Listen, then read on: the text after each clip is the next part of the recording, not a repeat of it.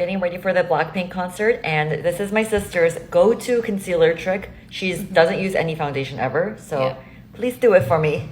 I used the Glue de Boot. Glow de Peau concealer. I gave it to her, so I get some credit. Under eyes for dark circles.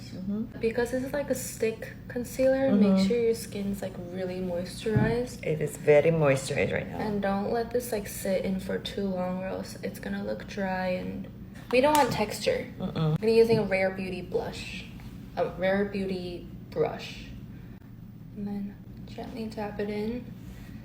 And it has pretty high coverage, but you want to do like, if you want full coverage, you want to do this like very lightly a couple of times on top of each other. Oh, I never thought to do that. That's step one. Make sure not to like use too much of the concealer. Just like light brushes. We're gonna highlight the important parts.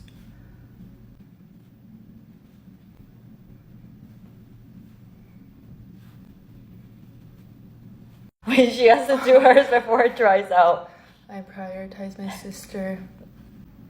Sometimes I just look at my sister and I'm like, how is she so pretty? Serious. This is with 2 light layers of my sister's concealer technique.